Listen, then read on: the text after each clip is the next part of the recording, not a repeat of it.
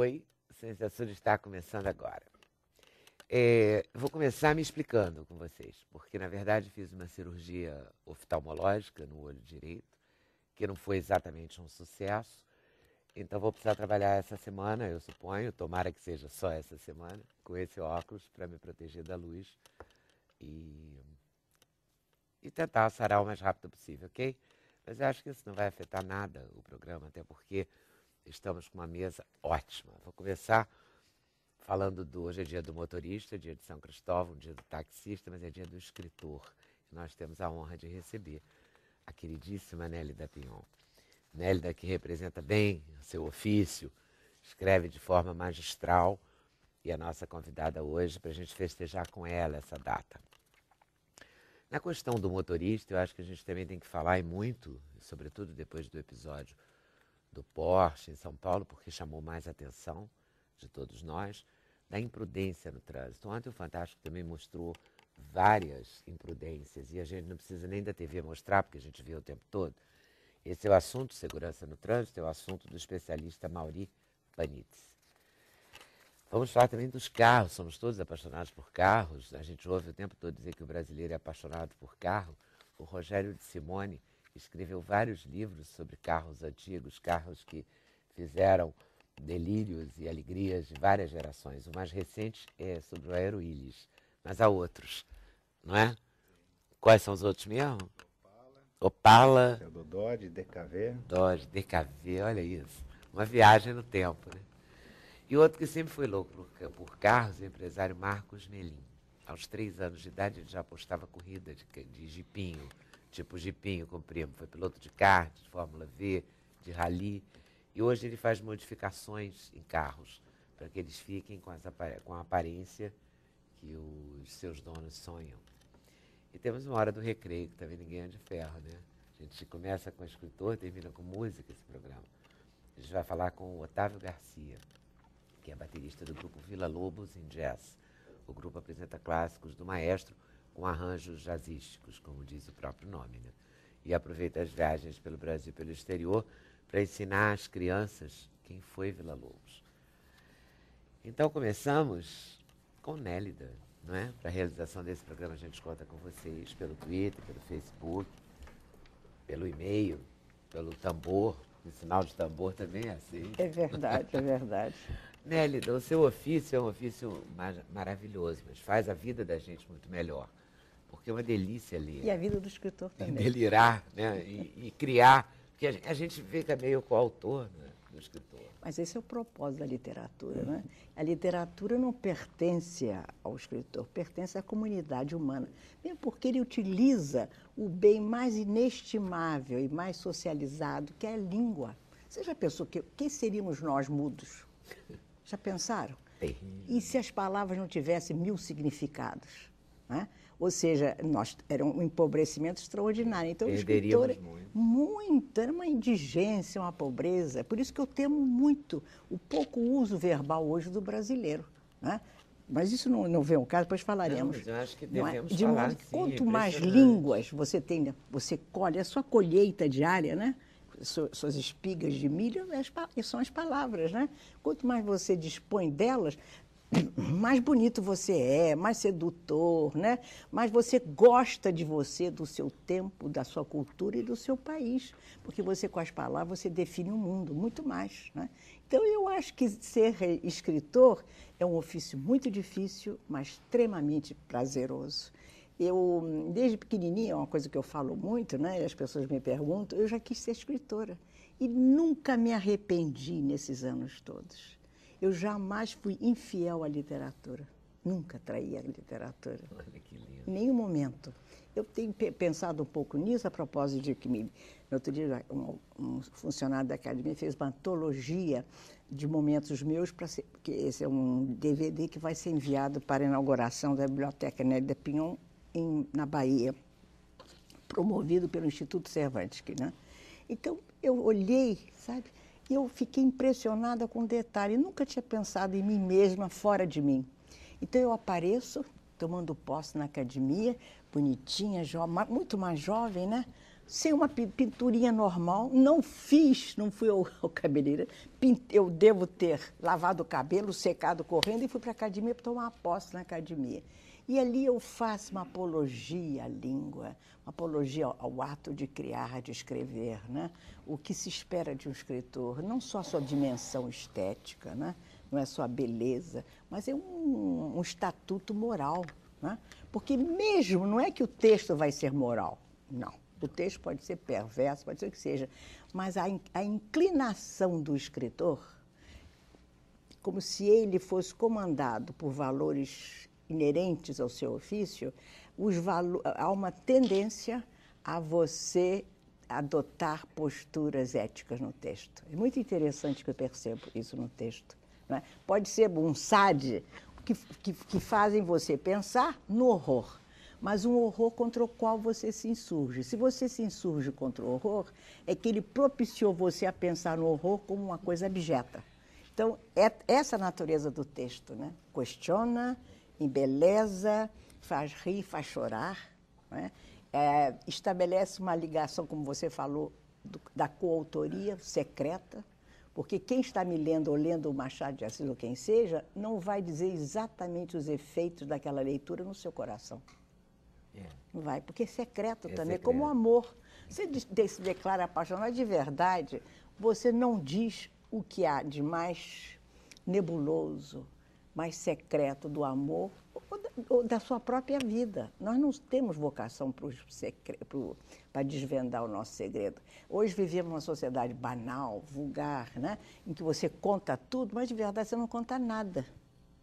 Você pensa que está contando, você conta os episódios que não tem a menor importância, mas o que levou você a viver e a viver esses episódios, as suas frustrações, né?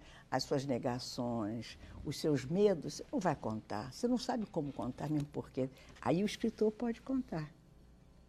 Engraçado, ele tem que ter essa habilidade para saber contar. Se ele não sabe contar o segredo do outro, os mistérios do outro... Né? Será que está aí a chave? Porque ele está falando do outro, é que ele consegue ser mais livre para falar das mazelas e Eu penso que essa sua pergunta é pertinente, porque eu sempre acho que o escritor, uma das grandes metas, pelo menos para mim, é ele ser um pouco como a figura do Proteu. Proteu, não do proteico das vitaminas, não? Proteu que era, vamos dizer, que era... homem, mulher, bicho, mineral, o que seja, você assume como escritor as formas do outro. Você não pode ser uma maneira, você tem que tentar ver como é a cabeça de um homem, a cabeça de uma mulher fora da sua cabeça, porque o fato de nossos gêneros se equipararem, você é mulher e eu sou mulher, não quer dizer que isso nos iguala. Somos rigorosamente diferentes. Né? E essa diferença é extraordinária e onde repousa a intolerância, que as pessoas não aceitam as diferenças. Não é isso? Então, é impressionante como não aceitam. Tem horror de qualquer diferença mínima, porque não sabe conviver com ela e se sente ameaçado. Né? Se sente, é como derruba com as trombetas a muralha de Jericó, só que o sentido simbólico era outro. Né? Então, eu acho que aquele escritor... ele tem que se apropriar dessas formas, sentir como homem, sentir como mulher, sentir como criança. E é diferente para o escritor? Quer dizer, quando você está escrevendo e você está falando do personagem, na questão do gênero, por exemplo, isso. Do homem, você está falando de um homem, você se surpreende às vezes pensando, mas será que um homem pensaria assim? Não. Ou não? Eu tenho que acreditar na minha credibilidade estética. Eu tenho que acreditar que eu acumulei códigos dentro de mim ao longo da minha vida que vai me permitir esse risco. Eu tenho que assumir. Se eu for pensar, como é que... Não, eu não posso pensar no que o homem pensa, eu tenho que imaginar que eu já recolhi todo o material, não mais do que genético, material social, como é que terá pensado o homem medieval, como é que pensou uma figura, por exemplo, que me impressiona muito, que é o Bernardo de Clairvaux, do século XII, né? Intransigente, duro, os reis tinham pavor dele, morriam de medo, era um homem cisterciense que manda no mundo do poder. E, de repente, esse homem, para mim é uma coisa extraordinária, ele se apaixona pela figura de Maria, que praticamente o mito mariano chega à Europa no século XII. E ele se apaixona pela Maria. E ele divulga Maria no mundo inteiro. O que o sensibilizou Maria, quando Maria, naquele momento, não estava numa fase áurea Ela, de certo modo, tinha sido muito abafada, asfixiada historicamente. Então, o que faz com que esse homem se enterneça? Então, eu tenho obrigação de entrar. Nós estávamos sentados, né? Eu olhei todos eles, sou capaz de dizer mais ou menos características de cada qual. Não é o caso. E nem é do meu direito, porque aqui eu estou como uma cidadã. Mas a escritora não tem medo, não. Eu não tenho medo de escrever. Eu não tenho medo, sabe por quê, queridos amigos? Porque eu não tenho medo do fracasso. Eu não tenho mais medo. Teve um dia? Devo ter tido. Desejava ser, vamos dizer, acolhida, que aceitassem a escritora, porque é sempre muito mais difícil ser uma mulher escritora. Mas hoje eu não tenho nenhum medo. Aliás, eu tenho medo da violência, mas com a escritora Nélida não tenho, não. Porque é como se eu estivesse numa fase, sabe, dos grandes inventários da minha vida, os grandes balanços. A mais recente vez que você veio aqui, eu acho, a gente falou de um inventário, porque era a sua história. Ah, sim, né? Foi esse daqui. Agora que eu estou vendo que você tem Andarilho, aqui. Coração Andarilho, né? É verdade.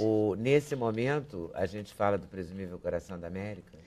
Esse livro, que saiu muito discretamente há muitos anos, como se fosse uma edição privada, mas ele agora saiu pela editora Record, o Presumível Coração, que é uma coletânea muito interessante, porque é uma coletânea de discursos, o que é muito raro. As mulheres não subiram nem à tribuna, não é? E nem ao púlpito. Elas não foram eclesiásticas, elas não eram padres, né? O Vaticano nunca deu a palavra à mulher para que ela pudesse falar, né? E o mundo civil também, raramente. Isso é uma coisa recente. A mulher é um ser recente na cultura, relativamente. Então, mas me tocou historicamente fazer discurso. Eu já fiz todo discurso da minha vida. Eu não estou dizendo falar de improviso, que isso nem se fala, mas escrever, porque diante de certas instituições, né?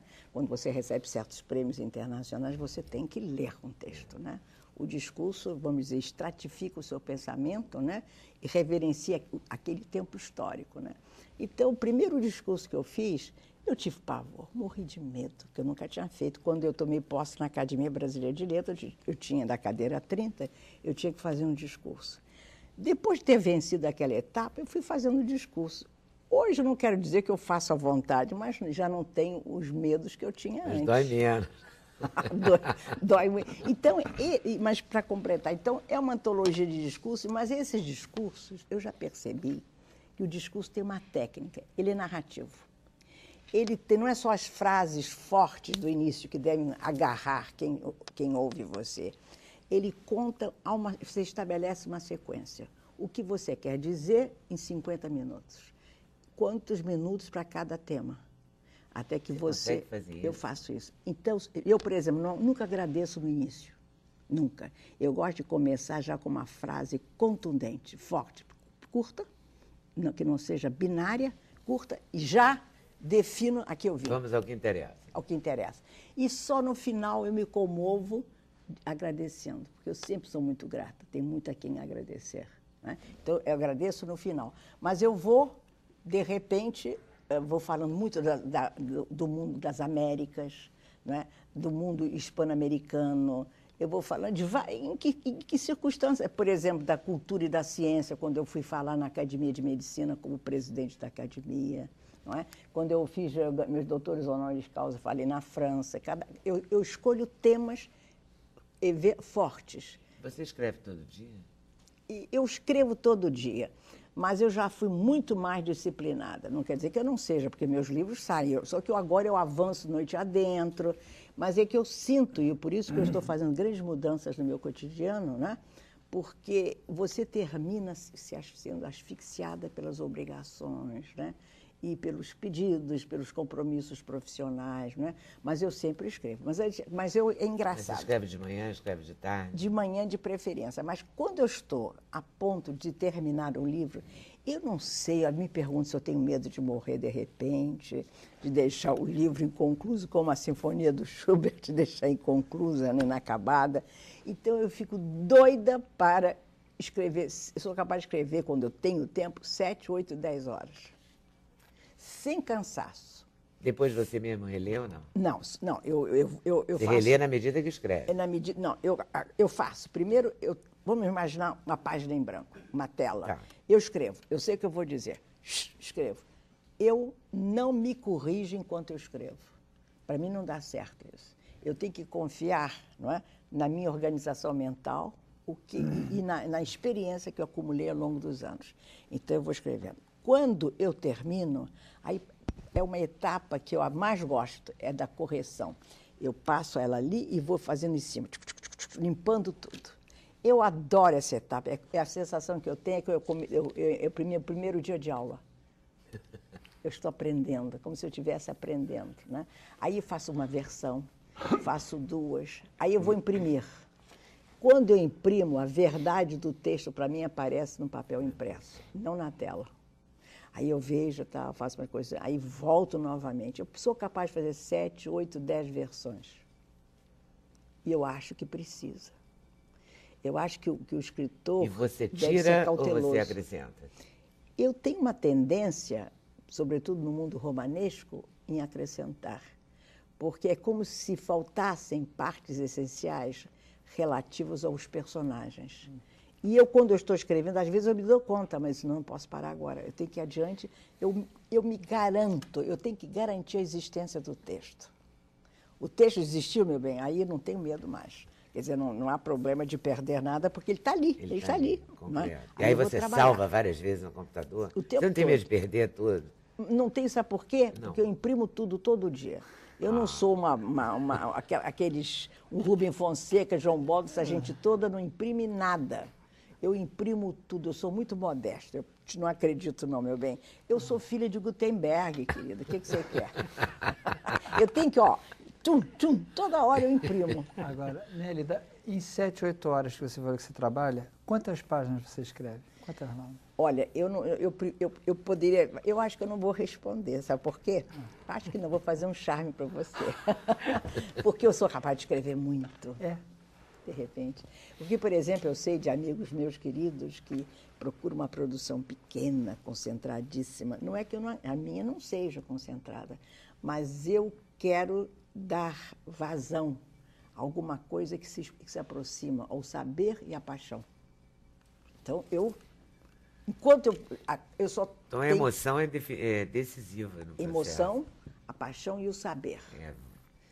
Colocar para fora. Mas não é uma catarse. Não é um vomitório não é uma também, catarse, porque eu já tenho uma experiência enorme e eu estou indo como se eu seguisse a pegada de um texto que ainda não existe, mas que está me dando sinais.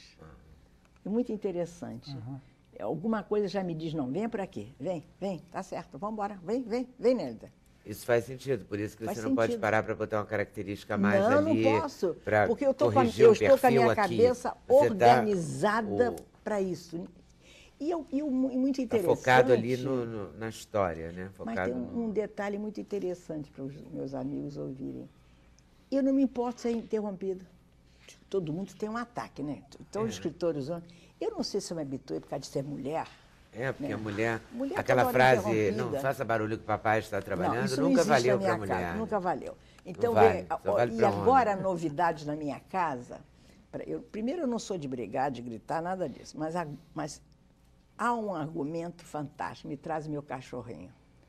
Aí podem dizer, esqueci de comprar, dona Nélia, esqueci de comprar isso, a batata, porque eu estou, oi, meu gravetinho amado, meu bichinho mais lindo de Deus. Aí não me importa ser interrompida. Então vai, querido, vai que eu tenho que continuar a escrever.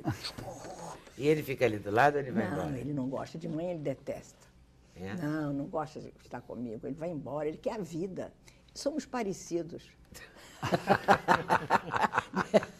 Ele gosta da vida. Eu, quando muito jovem, eu não podia justamente passear de manhã, caminhar, porque eu pensava, se eu for, ninguém me prende no meu escritório. Eu tenho vontade de pular a janela e ir embora para a vida. Eu não volto. Então, eu tenho que ter uma certa disciplina para ficar. Aquela que se prende. Mas prazerosamente, né? É muito bom. Nélida, a gente falou aqui do Aprendiz de Homero, lembra? Que a gente foi falar de Coração da Areia e falou de Aprendiz de Homero ao mesmo tempo, que você fala do seu pai, da sua família. Exato. E o Aprendiz de Homero são ensaios, né? Em que eu, mais ou menos, embora são ensaios diversos, mas tudo gravita em torno da existência do Homero, né? Eu quero mostrar que mesmo aqueles que nunca leram o grego Homero pautam as suas vidas, as suas aventuras, segundo os ditames de Homero, da Ilíada, da Odisseia, que são grandes paixões minhas. A família... É aventura. A gente não pode viver sem aventura. Ou, mesmo que você já não tenha ou mais idade, ou que seja, você tem que se iludir com a aventura. É a melhor coisa do mundo. Imagina, eu sempre pequenininha eu dizia assim, eu sou como Simbad, cruzando os mares. Lá vai ela. Tem Vozes do Deserto. Também. E temos a República dos Sonhos. Aqui para mostrar, para sugerir Nélida hoje no dia do escritor. Isso, nós homenageamos todos os nossos colegas escritores, os grandes de hoje, os persistentes, os do passado, e poderíamos, talvez, concentrar essa homenagem ao Machado de Assis, que é a minha paixão eterna, como vocês sabem, né? Eu sempre digo aquele mote antigo que eu repito a vida inteira, mas não tem como mudá-lo. Se Machado de Assis existiu, o Brasil é possível. Não temos razões para fracassar. Havendo tido esse homem como ele. A gente falou uma coisa sobre... Você falou uma coisa sobre a palavra, né? Como se usa mal ou como se usa menos do que se deveria a palavra. Hoje em dia é mais fácil publicar um livro, porque todo mundo... Quer dizer, publicar um livro, não sei assim, o livro da editora, mas pelo menos o volume que a gente recebe de livros, publicações próprias, livros publicados na internet, que você pode fazer download, pode fazer isso, pode fazer aquilo, blogs. Todo mundo se expressa de alguma forma, ainda que no português errado, ainda com abreviaturas que a gente nem reconhece quando lê, mas as pessoas têm uma necessidade enorme de se exprimir. Você acha que está mais fácil, mais viável publicar um livro hoje? Eu penso que sim. Do que há 30 que no anos passado. atrás. Inclusive, eu acho, salvo engano meu, que há um número maior de jovens escritores ou escritores com uma obra que apenas iniciada estão podendo viver da literatura. Então, isso é muito bom. É bom saber, porque, por exemplo, há um número fantástico de festivais, de seminários que convidam jovens, convidam escritores, pagando, remunerando. Isso não existia no meu tempo. Eu me lembro sempre, na minha geração e até os mais velhos, que nós viajávamos pelo Brasil e ninguém pagava nada. Você ficava umas pensõezinhas, em geral você viajava de ônibus, sabe?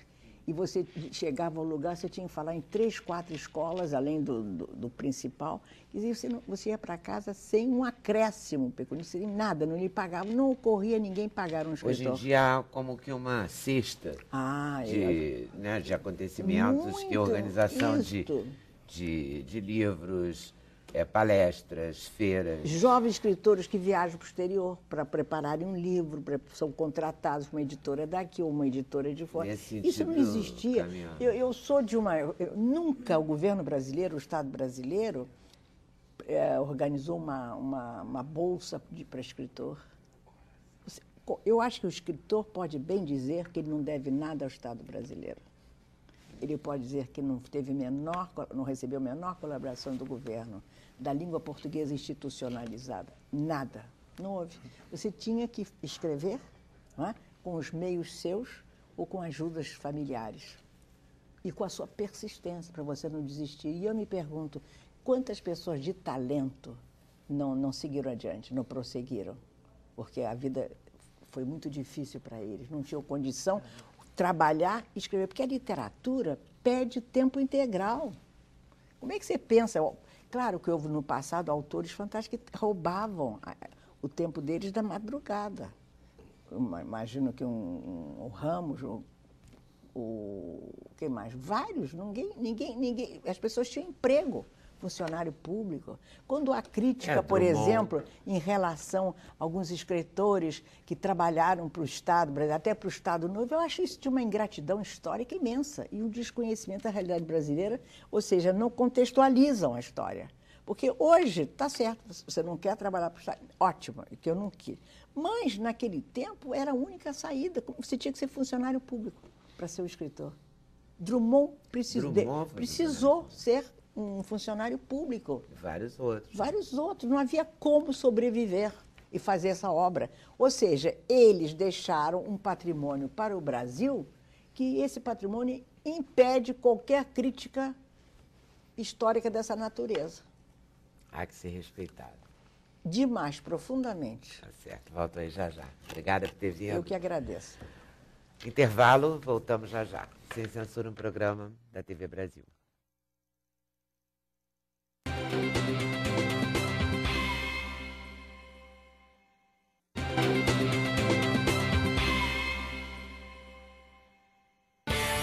O endereço eletrônico do Sem Censura é www.tvbrasil.org.br/sem censura. Para participar do programa, o e-mail é semcensura@tvbrasil.org.br. No Twitter, acesse twitter.com/scensura. Telefone 0 operadora 21 2283 3000. Fax 0 operadora 21 2232 3271. Será que o brasileiro dirige bem? Será que a gente respeita as regras de trânsito? Porque toda vez que tem um acidente, que esse acidente ganha as páginas dos jornais, a gente faz programas de televisão, os jornais fazem cadernos especiais e todo mundo discute essa questão e fica por isso mesmo. Porque, na verdade, se fala e não se discute a fundo, né? O que você acha do motorista brasileiro, Pânitz? Bem, o motorista brasileiro, ele, conforme as estatísticas, é o maior responsável pelos acidentes de trânsito. Apesar de que existe um mito que é criado justamente por estudos muito superficiais que são feitos em cima das estatísticas, dos boletins de ocorrência, que criminaliza, que sataniza, né, o motorista, né? Considero ele assim um mal educado, mas eu posso lhe afirmar, pela minha experiência na área de trânsito, né, e eu vivi o trânsito assim, tanto nas cidades quanto nas estradas, né,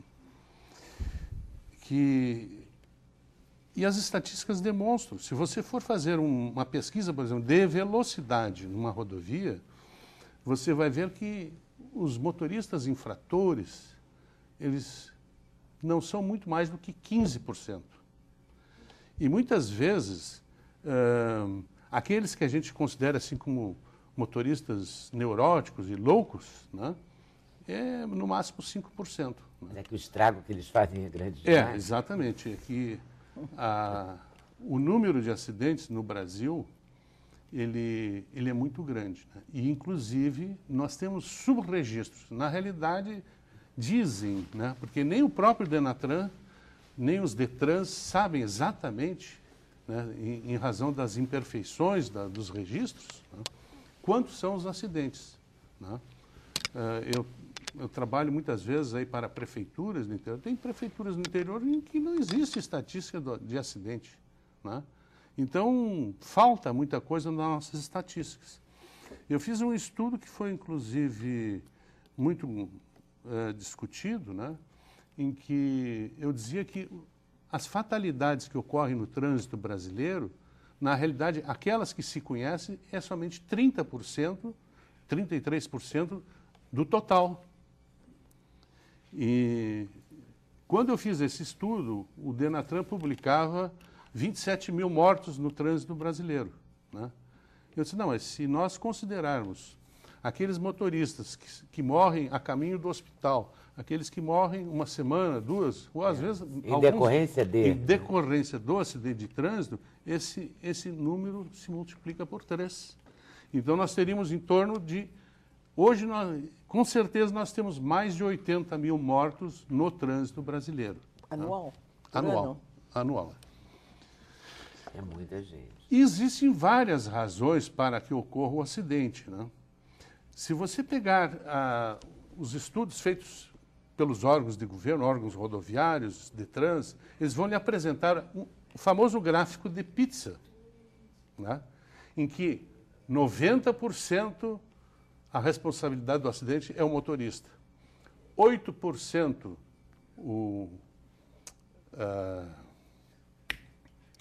o carro? 90% o condutor, né? 8% a via e 2% o veículo. Né? Na realidade, quando a gente faz, e eu trabalho hoje, Porque você já há trabalhou muitos anos foi secretário de transporte, já trabalhou com DNR? Sim, eu fui, uma larga inclusive, lá no experiência. Rio Grande do Sul, eu fui o último engenheiro-chefe de polícia, né? Que eu chefei a polícia rodoviária por algum tempo lá no estado, porque ela pertencia antigamente ao DNR, e agora ela pertence ao Ministério da Justiça, né? Então houve modificações. Mas eu aprendi muito me apaixonei tanto que comecei a escrever livros sobre o assunto, fazer pesquisas, né? Trânsito, transporte rodoviário, álcool, a direção. Centenas de artigos que eu fui escrevendo sobre o assunto. Esse aqui não diz respeito ao trânsito, e sim a uma atividade acadêmica que eu dei por 40 anos, aulas na PUC, né? E eu fui professor além de engenharia de trânsito, eu dava aulas de geometria descritiva na engenharia e de desenho técnico. Então, os meus estudos a respeito do desenho, né, eu resumi nesse livro aqui. E eu procuro demonstrar e falar, procurar dirigir esse livro aos pais e professores, porque o desenho, de diversas formas, seja ele artístico ou não, é uma forma de desenvolver a inteligência, porque você desenvolve o hemisfério direito do cérebro. E a nossa escola no Brasil, ela prepara o aluno só trabalhando o lado esquerdo do cérebro. Agora, a pessoa, para ter uma inteligência integral, né, a educação integral para que ele seja uma pessoa independente, uma pessoa de bom senso, que tenha autocontrole, ele tem que desenvolver essa parte do hemisfério direito, que ali está a sensibilidade. Será que o motorista brasileiro precisava desenvolver, então, os dois lados do cérebro? Precisamos. Para não dirigir a 150 quilômetros? Normalmente, a pessoa que dirige mal, ela não está com os dois lados bem desenvolvidos. Muitas vezes... Achei ótimo. Quer dizer que vamos salvar o hemisfério direito. Precisamos lutar pelo hemisfério direito. Então, as escolas deveriam trabalhar nessa questão. E isso vai influir depois até no trânsito. Porque, por exemplo, hoje uma pessoa que quer dirigir moto, vai numa autoescola e tem umas aulas, poucas horas de aula naquela autoescola em cima de uma moto. Só que uma moto, para a pessoa desenvolver, né, a parte, o domínio do espaço, né, o lado geômetro do cérebro, ele precisa treinar, se exercitar, porque ele em cima da moto, ele tem que ser um acrobata, ele tem que ter o controle. O corpo dele, a coordenação dele, coordenação, o equilíbrio. Eu não digo que é dirigir moto, mas eu suponho que você tenha que interagir com a coisa, né? Exatamente. Então nós deveríamos ter um tempo muito maior nas autoescolas. Carro, eu também só dirijo carro. Nós deveríamos ter um tempo, tanto para motos quanto para veículos, um tempo mais aulas teóricas, mais aulas práticas e, inclusive, ter aulas à noite, aulas em dia de chuva e aulas de estrada, que a maioria das autoescolas não dão esse tipo de... Concordo plenamente. Perfeito, raciocínio. Eu acho que a gente tem que preparar melhor o motorista. Sem dúvida. Quer dizer, o mesmo governo... De verdade, levando isso a sério. Então, aí é que vem o paradoxo, né? O mesmo governo que prepara mal os condutores, porque é ele que dá a habilitação, né? A carteira de habilitação, a licença para matar, né? Ele prepara mal esses condutores, né? Ele não cuida das estradas e ele não faz inspeção veicular, né, que está no código, né, consta do último código de 97 e até hoje a inspeção veicular não foi implantada. O que é a inspeção veicular? Não é a vistoria anual? A vistoria no veículo. Mas é só a no vistoria Rio. não é Mas São Paulo obrigatória. tem É isso só aí. no Rio. Só no Rio? São Paulo já tem. Mas para todos os veículos? Todos os veículos. Ah, já tem em São Paulo? Olha, a maioria dos estados não tem, né? Então, Mas mesmo assim, quando a gente está no trânsito, às vezes a gente olha o veículo caindo aos pedaços, a gente fica imaginando, a gente que levou o carro da gente lá na vistoria, e teve aquela chatice toda, não, porque tem que regular o farol direito, aí você fica danado, tem que trocar o pneu, você já foi, no meio do seu trabalho, aí você vai trocar. Já me aconteceu isso, você tem que voltar para trocar um pneu, porque um gastou e outro não, sei lá por quê. Enfim, mas está lá, tem que cumprir a lei, vai lá cumprir a lei. Aí você fica no trânsito olhando para esse cara, não pode ter passado pela vistoria, olha o carro dele, como é que está, Incrível. quando você está engarrafado ali olhando. E aí, então, claro que alguém deve burlar, porque Essa sempre questão alguém do burla automóvel- alguém. Mas, de modo geral, quem cumpre essas vistorias estaria com um carro bom. Mas como é que faz para cumprir a cabeça, né? Para as pessoas ficarem com a cabeça boa? Porque é muito complicado. É um garotão, aí o pai já está logo um carro que anda 150 quilômetros. Nós resolveríamos Entendeu? bastante essa questão dos acidentes conjunto de, se todo, de fatores. se todo motorista que se envolvesse num acidente fosse obrigado não só a fazer as aulas teóricas, né, mas fazer uma terapia. Porque existe, essas pessoas que normalmente se envolvem em acidentes, elas têm um problema, uma neurose. Elas sofrem daquela síndrome, né, que faz com que o motorista que sobre os seus pés na rua é um cidadão tranquilo, pacífico, né? Quando ele entra no automóvel, ele se transforma. É o poder? Exatamente, porque o automóvel, Lhe dá esse poder. principalmente certos tipos de automóvel, quanto mais potente o automóvel, quanto mais preparado, né? Porque o automóvel, ele é um espelho da personalidade da pessoa, né? Eu vi Então, até uma matéria na Folha esses dias, não sei se vocês viram, que diga-me quem é o seu carro, eu te direi quem és. Eu até tinha separado para trazer, por um vacilo, não trouxe o recorte. Mas também não dava muito, não explicava muito, mas eu gostei do título. O título era interessante. Você viu a matéria? Então, o Eu gostei automóvel... muito do título, fiquei me procurando ali, mas não achei meu carro. De que tipo eu sou? Mas, viu, Leda, vários psicanalistas, gente que é ligada à psicologia de trânsito, né? E lá em Porto Alegre tem um psicanalista que ele escreve e fala muito sobre esse problema do trânsito, né? Então, o automóvel ele desperta naquela pessoa que agarra o volante sensações de autoafirmação, de poder, né? Fúria, de tudo. E ele se torna um guerrilheiro urbano, ele quer passar por cima, ele é o dono da rua. Isso é uma neurose. E o comportamento de um motorista, às vezes, no trânsito, ou então, por exemplo, numa estrada congestionada, em feriadões, os paulistas descendo para Santos, né? Ou então lá em Porto Alegre, o pessoal indo Ou para o aqui litoral. na Ponte de Niterói, ou em São Paulo. Motorista, Porto Alegre indo pra... um é sempre motorista igual. que está impaciente, que está ali nervoso, que está com com essas sensações de poder, né? Ele pode contaminar os outros. Então, aquela psicose, né? Aquela neurose individual, ela contamina todo Contagia. o grupo. Né? O Então, nós gaúcho temos da aí um bicicleta, trânsito. Você dirige, tá? Oi, como? O gaúcho da bicicleta é um caso, né? Aquele que que saiu, atropelou, saiu né? Atropelando todo Aquilo mundo. ali é um bom exemplo para ver como aquele cidadão se descontrolou a tal ponto de atropelar um bando de ciclistas. Né? Foi terrível. Eu trouxe aqui o Quer dizer, presidente do... Ele se sentiu ferido no seu sindicato, poder, né? um órgão da categoria de ciclistas de Porto Alegre. Ele veio aqui no programa e falou, a gente ficou muito horrorizado. Como é que é dirigir para você? Como é que você vê essa questão, Rogério? Você que escreve sobre carros, que o universo do carro faz parte né, da sua vida.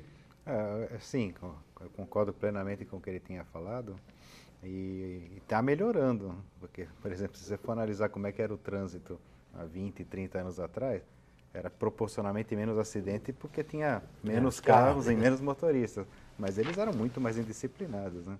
Por exemplo, levar o filho no banco da frente ainda no colo da mãe sem cinto, isso era comum.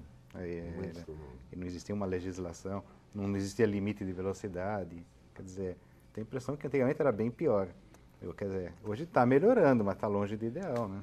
E que essas questões da Porque ao mesmo tempo segurança, que melhorou essa segurança ativa e a passiva. cabeça das pessoas também deu uma piorada.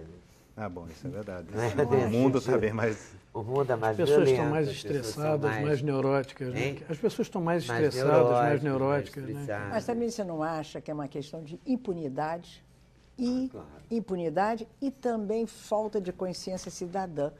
não somos bons cidadãos, nós não somos. Acho que a Com cidadania, a aulas que nós devemos receber é de cidadania. Com O que certeza. é ser um cidadão? Urbano, um ser urbano, da urbe, da polis, como diziam os gregos, que era um indício de civilização, civilidade.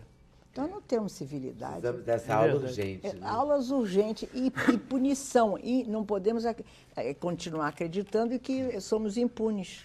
A impunidade Porque estimula. ainda que o Rogério tenha dito que melhorou, porque a legislação, várias legislações, né, o dirigir e beber, o centro de segurança, o carrinho da criança, a sem velocidade estabelecida na via, tem várias regras. Claro. Mas ainda assim, a punição ela é muito, muito frágil. Muito. E a Nada tem fiscalização consequências, também. né? Não tem consequência o que você faz. É, A lei seca é terrível. Mas tanto na parte de Se você infraestrutura... tomar um gole de álcool, acabou.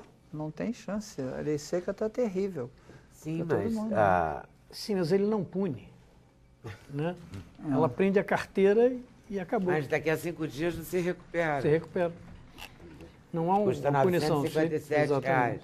Entendeu? Não Na fica no seu verdade, prontuário, não fica marcado, você não fica, Fica, marcado. mas, Não perde pontos na carteira? sem dúvida, mas não impede que ele saia barbarizando no trânsito. Né? mas não impede. Ou mate Porque alguém. é a falta da civilidade. Né? Claro, Deveria da impedir. consciência, né? Não é? A questão é muito complicada. Quem prepara carros, por exemplo, no seu caso, prepara carros para ficarem mais potentes ou para Não, ficarem pro lado mais estético. esteticamente? Você pega, como assim? Eu volto aí, tá, Maurinho? Como é que é o seu trabalho, Marcos? Eu faço modificações em carros sobre o lado estético da coisa, ou seja, eu acho que determinados veículos deveriam ter um outro tipo de roda ou um outro tipo de sonorização, enfim, de acabamento, e eu preparo exatamente esse tipo de coisa. Eu personalizo o carro conforme... Como assim? Me dá um O exemplo cliente. de um carro. Porque tudo que eu sei de modificação é bem antigo. Vou falar da maior Ele bandeira de deixa o carro idade. parecido com o dono. Exatamente, mas é Por exatamente exemplo, eu me isso. lembro que nos anos 70, quando eu cheguei ao Rio, era chiquérrimo, assim, ter um bugre. E aí pegava-se um Fusca e transformava-se num bugre Perfeito. e tal. O Baja Bug. O Baja é mais recente. Os Baja Bug, É. né? O Baja é um pouco mais recente. E o que se faz hoje? O que é moderno hoje? O que é engraçado, divertido, está na moda? Já sei lá? passaram por alguns segmentos, quer dizer, teve a época do tuning, que os rapazes rebaixam a suspensão, preparavam os motores, botavam partes, spoilers, aerofólios nos carros para deixá-los com aspectos de carro de corrida, né? Ou pelo menos com carros esportivos. Potente. E hoje em dia busca-se mais um potente. equilíbrio na parte Mas estética. isso quer ficou dizer, meio cafona?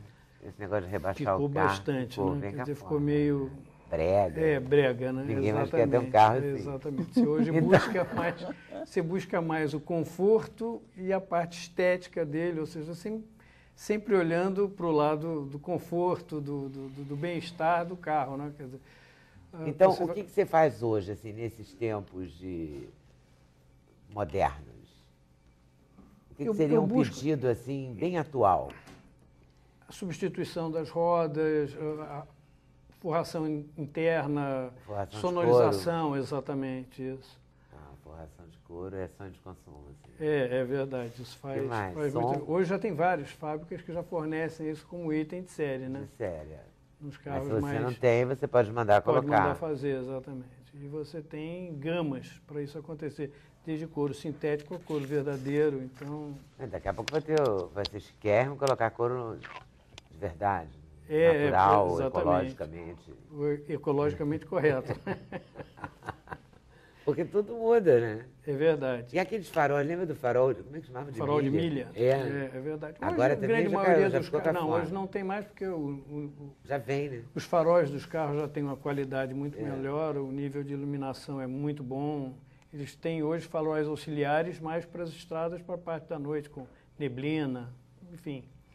Também já vem, né? Já vem de fábrica, É. né? Quer dizer, e os faróis de milha eram extremamente ofuscantes, né? Então hoje eles foram meio que banidos dos carros.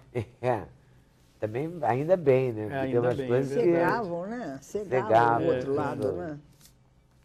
E ao longo dos anos, então, você vai trabalhando modificações. Aí chega uma...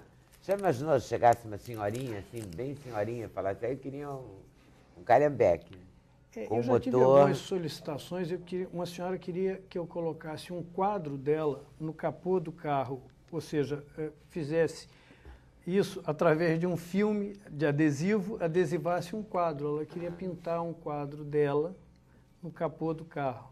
Quer dizer, então essas coisas... Mas pode fazer, não pode?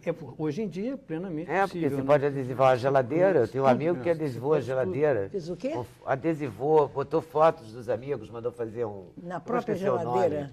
É, você chega na casa dele, a geladeira, tem a foto de todo mundo. Interessante. Você imprime chama as isso fotos mesmo. no adesivo e depois É, coloca o adesivo. imprime no né? adesivo e Como os cola. anúncios dos ônibus hoje em dia. Interessante, né? Dos livros, dos É, ônibus, Todos, exatamente. dos filmes. Dos Daquele filmes. tipo, lembra? Vê que tem no Sei, ônibus atrás? sei, sei. Fez isso com a geladeira, então deve ser possível fazer isso com o capô do carro. É Não vou verdade. nem discutir se fica bom ou não. Né? Porque aí tem que entrar no mérito do quadro dela, já é mais complicado. É verdade. Mas é possível. É possível. Mas a torna singular, que é o desejo de todo mundo, Que é o né? desejo, ser original. É você criar Alguma coisa que só ela exclusiva, tem. né? É. Exatamente, um objeto exclusivo. Então, na verdade, o seu trabalho é esse, é tornar exclusivo eu hoje estou aquilo que é desenvolvendo- de série. Né? É verdade. Hoje eu estou desenvolvendo, inclusive, um site, um blog voltado para consulta sobre isso, né? Exatamente, dando todas as oportunidades de você questionar sobre o que seria bom para o seu carro, aonde consertá-lo, enfim, você fornecer todas as informações ao motorista, já que as pessoas são loucas por carro, né? E são mesmo. São mesmo. Você vive disso, da loucura Hoje dos em outros dia por carro? Loucos Há por muitos Carro. anos. O meu blog chama-se loucosporcarro.com, Carro. exatamente. E são mesmo. São mesmas. As pessoas adoram automóvel. Ainda hoje. Ainda hoje. Eu acho que cada vez mais. É? É. Carro continua sendo um sonho de consumo. né? Ainda. É o efeito demonstração, né? O efeito econômico, como os É de economistas ascensão falam. social. Sem dúvida. Exatamente. É ascensão social, é poder, Então, né? e por isso que É a certos motoristas virilidade, precisariam né? de uma Certo terapia. né? exibicionismo potência do até, veículo, exatamente. né? É verdade. Precisa de terapia urgente. É. Mas o carro é um meio de transporte eficaz, ele te leva para os lugares, pode ser muito confortável. né? Sobretudo quando o transporte Sobretudo- público é tão precário como o nosso. Hein? Sobretudo quando o transporte público é, É, tão é precário, verdade. você não Sem pode se dúvida. E não apoiar temos no... ainda o transporte de massa Não é? eficiente, né? Mas tivemos carros... Você fez uma viagem, né? Isso é uma viagem. Total. Eu sou dessa geração aí, eu andei nesses carros todos. Eu também. DKV VMAG. Isso é um... VMAG, lembra Isso disso? aí marcou a história, né? A gente pode falar isso, porque não tem mais VMAG, então nem é Não, merchandising. A Olha que Volkswagen, a delícia. Volkswagen comprou. É, porque a gente fica tomando conta, né, para não ficar aqui no Tá, mas no até nosso para fazer o programa. livro também tem. Se é uma empresa que já existe, você tem que ter um certo cuidado É, para ver se mas pode usar o nome. A Mas gente nesse também caso, fica não. sem graça de ficar falando, que parece que está ganhando dinheiro para falar isso. É. Né? Então é uma delícia quando não tem o carro, então você isso. pode falar à vontade. Não existe mais. Aliás, nem o prédio existe mais, já tem um shopping center no lugar. O quê? O prédio da antiga É Weimar. mesmo, é? Hoje tem um shopping center. DKV, VMAG, Dolfini, Gordini. Meu Deus, Gente, é até anos 60 isso, né? É 60. 60. É o início, né? No início dos anos 60. A indústria automobilística iniciou no final dos anos 50 e início dos anos 60. E aí você escreve, na verdade, você busca com o seu trabalho as pessoas, os apaixonados por esses carros. O que acontece? Como a gente não tem todo o tempo para fazer o livro, eu acabo arrumando um parceiro. Então a gente faz o livro a 4 mãos, né? Então no caso aqui, o Paulo Sandler, aqui é Fábio Pagotto, são pessoas... Paulo Sandler, Fábio Pagotto. aqui no Dodge. Fábio Fábio Pagotto. Pagotto, Dodge Dart. Dodge Dart. Olha. Então a gente acaba fazendo o livro a 4 mãos. Ah, que Aí, delícia. ó. Esse aí tem... Era lindo, né? Gastava uma gasolina absurda. Esse foi um dos motivos que matou o carro foi a crise do petróleo, né? Na década de... A primeira, né? A primeira crise. O que acontecia? Esses carros eram hipergastões, né? nossa. E aqui veio a crise do petróleo, quer dizer, inclusive é uma utopia. Esse carro, assim que ele acabou de ser fabricado, uns 5, 6 anos depois, o valor era tão baixo pelo fato de ele gastar gasolina em excesso que o pessoal trocava um Dodge Dart por uma geladeira, por um fogão. E hoje são verdadeiras raridades, são carros valorizadíssimos, que é o real, né? E era lindo. Esse já é o modelo mais novo. Era bonito demais. Aeroílis, essa é a minha paixão, vou deixar para o final. Opala. Opala entre os livros de carro, é o que foi o mais bem aceito. É? Esse aí já é um carro mais recente, né? Começou em 69 e durou muito, durou até 92. Nossa. Foi um dos carros que mais de longevidade que teve no Brasil. E por que eles Durou gostam? mais que o Cinca? O seu Cinca? Cinca. O Cinca ele fez um livro também de Cinca, só que ele está esgotado, por isso que eu acabei nem Tá trazendo. vendo a paixão do Cinca, então foi maior. Cinca foi também um dos pioneiros. Vigilante rodoviário. Ele é vivo. Eu sei, eu tive com ele outro dia. É vivo, ele tá... Lá em São Paulo, em Campos do Jordão. Tudo que é encontro de carro antigo, ele tá lá. Vestido de É, vigilante. É o maior barato. Você Muito acredita legal. que ele é famoso até hoje? Eu carros fiquei morrem? babando com ele. Vigilante Por carro. que os carros morrem? Eles morrem. Ele É que tem uma lançam vida novas útil, né? tecnologias, né? Ele tem uma vida, Não, por mas eu exemplo, digo os nomes, a Ele tecnologia. sai de linha, eu sou especialista É uma nisso. morte, É a lei Todo da- carro a que eu lei da- comprar, pode Por quê? pesquisar comigo, sai de linha. sai de linha. Eu sou fascinado, eu não sei porquê. Por exemplo, no caso da Vemag, que fazia o DKV, ele era concorrente do Fusca, né? Então a Volkswagen comprou a Vemag e acabou com a Vemag. Para destruir, né? Foi praticamente destruída, né? Aliás, toda a indústria automobilística tem essa característica, né? A empresa compra outra e encerra, né? E não só o nome, como encerra tudo que é arquivo, tudo que é história. coisa. Então, por exemplo, você fazer um livro do Dodge hoje, que a Volkswagen comprou, você não tem nada de época. Você não consegue um arquivo, por exemplo, não guardaram um arquivo, olha, isso aqui é as fotos, aqui são catálogos, não tem nada. É mesmo? Então você tem que procurar. Truculentos, Gente né? horrorosa, São truculenta. truculentos, Você né? vê que é um mercado truculento, Tá vendo? não é? verdade. Porque Truculentos. o normal era que se guardasse. Claro. A única empresa que guardou foi justamente a que do livro do Opala, foi o mais fácil em parte Fazer. histórica, porque a GM guardou. Era GM. Eles guardaram um arquivo E fotográfico, as agora o resto cores, eu acho fascinante as cores. eram diferentes, né? Quem compra um carro turquesa? Outro dia eu vi um carro abóbora, cor de abóbora. Mas tem. Não, sim, mas vi hoje na rua. Ah, sim, ontem. carro novo. Levei um susto. Quem é que compra um carro cor de abóbora, verde pistache? Né? Opala teve uma edição abóbora. Teve O o SS. Dodge também teve, o SE. Uma É, o coisa. Esse SS. aqui 4 é o carro que eu aprendi Era a abóbora e dirigir, preto. Aeroílis. esse é Meu Deus, Também um dos pioneiros. uma delícia. Aeroílis. Esse aí também é lançado em 60. Olha, eles eram táxis, né? Ele era bem aceito porque ele tem um motor muito robusto, né? O motor dele é o motor do Jeep. E o que acontece? Olha que Era um motor tão robusto Olha aí. que aguentava o tranco, né? Esse é o 62, 62. o friso reto, né? Friso reto era o 62. Né? Que delícia. É uma grande viagem. Tem conta. Olha o Itamaraty, não é? O Itamaraty tem 66, é um pouquinho mais para frente. Mais pra frente. Ele é a versão luxo do Aeroílis, né? É. Aí, ó. Esse Aqui, de baixo. o Itamaraty. Já subia na vida, já trocava Aeroílis Trocava. com Itamaraty. Que interessante, lindo. É muito engraçado isso. É uma época Que também havia que que não... dar provas públicas da sua ascensão, mas né? é exatamente como agora. Como agora. Não, o sujeito mora com a família. Eu fiquei muito impressionada com essa história. Quer dizer, não só com a história da morte da advogada, com a história do acidente, com tudo. Mas fiquei também impressionada com um detalhe que vai parecer bobo a muita gente, né, diante da tragédia. E é mesmo, porque diante da tragédia tudo fica bobo. O rapaz mora com a família, quer dizer, ele nem mora sozinho, ele não comprou um apartamento, mas ele comprou um Porsche. Né? E aí E é ele caro, diz né, numa entrevista Porsche? que eu também vi na Folha, 500 mil, né? Um Porsche. Ou mais. Coisa O assim. dele custava 600. 600 mil. E ele dizendo, se eu tivesse comprado um apartamento de 500 mil, ninguém me criticava. Sim, mas ele comprou um carro de 500 mil. Não, eu acho fascinante. É claro que tem um monte de gente que tem dinheiro, tem um carro de 2, deve ter carro de 2 milhões. Eu que sou pobre, que não sei. Mas, entendeu? O chocante é assim, você não tem aspirações assim de ter a sua casa, suas coisas. Prioridade, estabelecer prioridades, Como né? o carro é uma prioridade. Para né? eles é. É verdade. Muito. Mas era É o lindo. sonho de consumo do brasileiro. É. E aí, quando você faz o livro, você se dedica, mergulha nesse universo, Sim. conversa com pessoas que tiveram. Ex-funcionários, a gente conversa com ex-funcionários para ver como é que era a fábrica na época. A gente conversa com ex-diretores. E também a gente tem que ir atrás também de arquivo, né?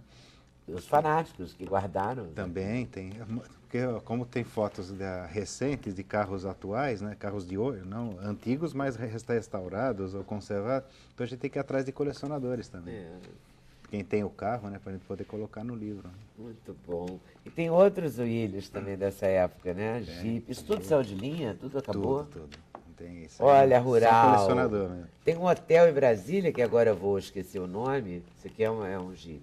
É Como é que chamava mesmo? Picape. Esse é um picape. Picape Willys. A Rural é essa, Essa tá? aí.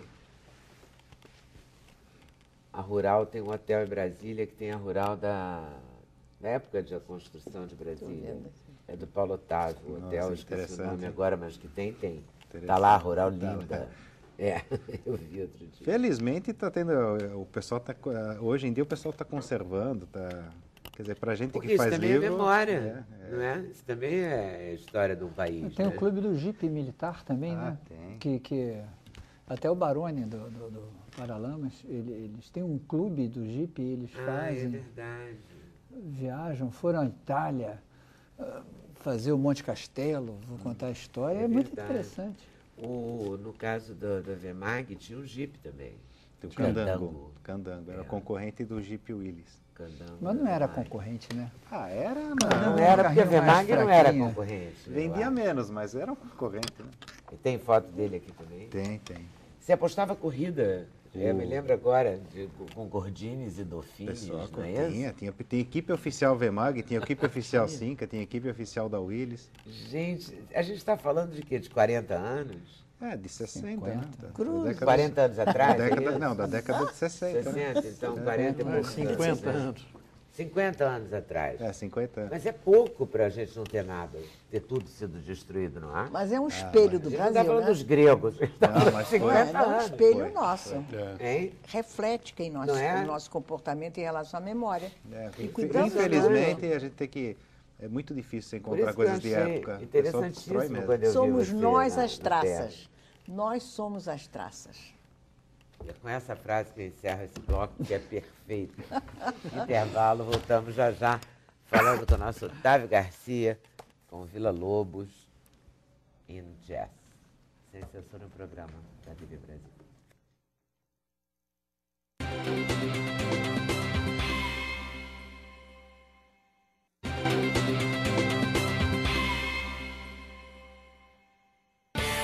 O endereço eletrônico do Sem Censura é www.tvbrasil.org.br/sem censura. Para participar do programa, o e-mail é semcensura@tvbrasil.org.br. No Twitter, acesse twitter.com/scensura. Telefone 0 operadora 21 2283 3000. Fax 0 operadora 21 2232 3271. Será que o brasileiro dirige bem? Será que a gente respeita as regras de trânsito? Mas toda vez que tem um acidente, que esse acidente ganha as páginas dos jornais, a gente faz programas de televisão, os jornais fazem cadernos especiais e todo mundo discute essa questão e fica por isso mesmo. Porque, na verdade, se fala e não se discute a fundo, né? O que você acha do motorista brasileiro, Panitz?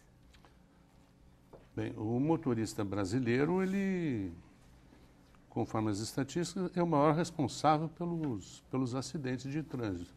Apesar de que existe um mito que é criado justamente por estudos muito superficiais que são feitos em cima das estatísticas, dos boletins de ocorrência, que criminaliza, que sataniza, né, o motorista, né? Considero ele assim um mal educado, mas eu posso lhe afirmar, pela minha experiência na área de trânsito, né, e eu vivi o trânsito assim, tanto nas cidades quanto nas estradas, né, que E as estatísticas demonstram. Se você for fazer uma pesquisa, por exemplo, de velocidade numa rodovia, você vai ver que os motoristas infratores, eles não são muito mais do que 15%. E muitas vezes, aqueles que a gente considera assim como motoristas neuróticos e loucos, né, é no máximo 5%. Mas é que o estrago que eles fazem é grande É, demais. exatamente. É que o número de acidentes no Brasil, ele é muito grande, né? E, inclusive, nós temos subregistros. Na realidade, dizem, né, porque nem o próprio Denatran, nem os Detrans sabem exatamente, né, em razão das imperfeições dos registros, né, quantos são os acidentes, né? Eu trabalho muitas vezes aí para prefeituras no interior. Tem prefeituras no interior em que não existe estatística de acidente, né? Então, falta muita coisa nas nossas estatísticas.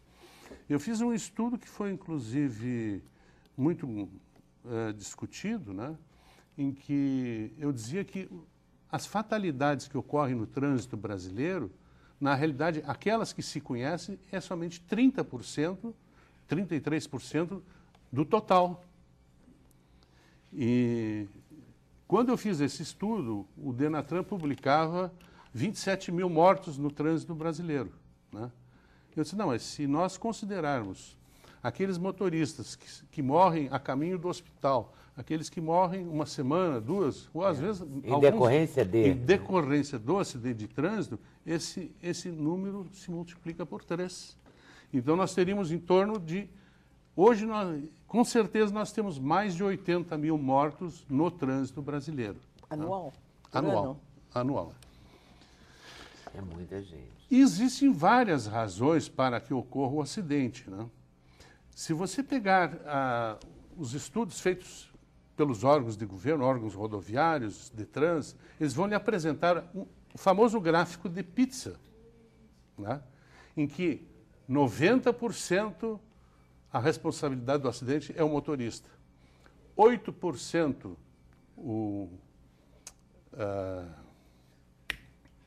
É o carro? 90% o condutor, né, 8% a via e 2% o veículo, né? Na realidade, quando a gente faz, e eu trabalho hoje, Porque você já trabalhou foi secretário de transporte, já trabalhou com DNR? Sim, eu fui, inclusive, lá no Rio Grande do Sul, eu fui o último engenheiro-chefe de polícia, né? Que eu chefei a Polícia Rodoviária por algum tempo lá no Estado, porque ela pertencia antigamente ao DNR, e agora ela pertence ao Ministério da Justiça, né? Então houve modificações. Mas eu aprendi muito me apaixonei tanto que comecei a escrever livros sobre o assunto, fazer pesquisas, né? Trânsito, transporte rodoviário, ALP, a direção... Centenas de artigos que eu fui escrevendo sobre o assunto. Esse aqui não diz respeito ao trânsito, e sim a uma atividade acadêmica que eu dei por 40 anos, aulas na PUC, né? E eu fui professor além de engenharia de trânsito, eu dava aulas de geometria descritiva na engenharia e de desenho técnico. Então, os meus estudos a respeito do desenho, né, eu resumi nesse livro aqui. E eu procuro demonstrar e falar, procurar dirigir esse livro aos pais e professores, porque o desenho, de diversas formas, seja ele artístico ou não, é uma forma de desenvolver a inteligência, porque você desenvolve o hemisfério direito do cérebro. E a nossa escola no Brasil, ela prepara o aluno só trabalhando o lado esquerdo do cérebro. Agora, a pessoa, para ter uma inteligência integral, né, a educação integral para que ele seja uma pessoa independente, uma pessoa de bom senso, que tenha autocontrole, ele tem que desenvolver essa parte do hemisfério direito, que ali está a sensibilidade. Será que o Ali motorista está. brasileiro precisava desenvolver, então, os dois lados do cérebro? Precisamos. Para não com dirigir certeza. a 150 quilômetros? Normalmente, Numa a rua, pessoa, numa a cidade. pessoa que dirige mal, Ah. ela não está com os dois lados bem desenvolvidos.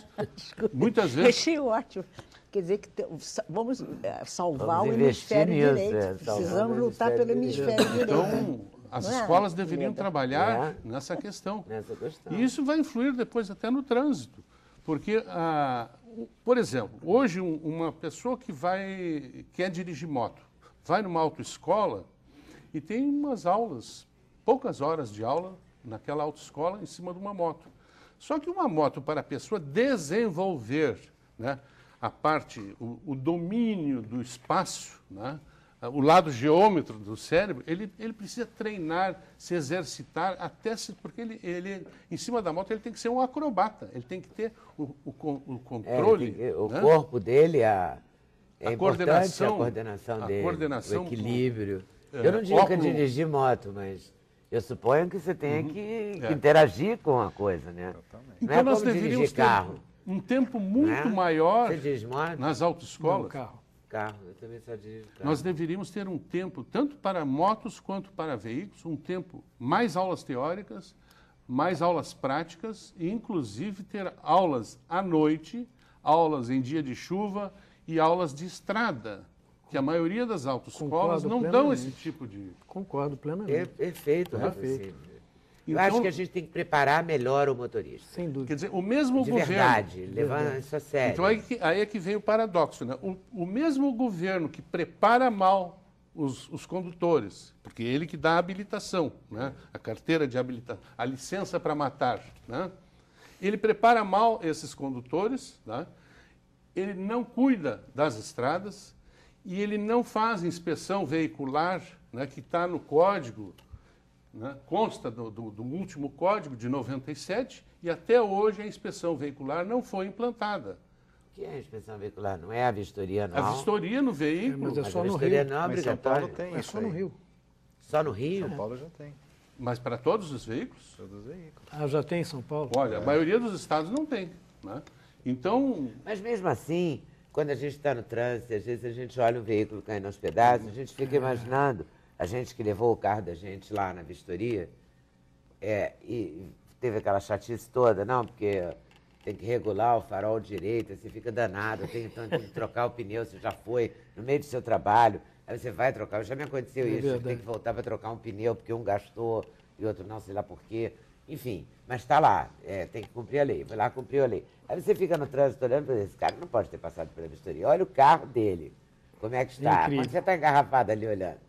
E aí, então, claro que alguém deve burlar, porque essa sempre questão alguém do burla automóvel, alguém. Mas, de modo geral, quem cumpre essas vistorias estaria com um carro bom. Mas como é que faz para cumprir a cabeça, né? Para as pessoas ficarem com a cabeça boa? É. Porque é muito complicado. É um garotão, aí o pai já está logo um carro que anda 150 quilômetros. nós resolveríamos Entendeu? bastante essa questão dos acidentes conjunto de, se todo, de fatores. se todo motorista que se envolvesse num acidente fosse obrigado não só a fazer as aulas teóricas, né, mas fazer uma terapia. Porque existe, essas pessoas que normalmente se envolvem em acidentes, elas têm um problema, uma neurose. Elas sofrem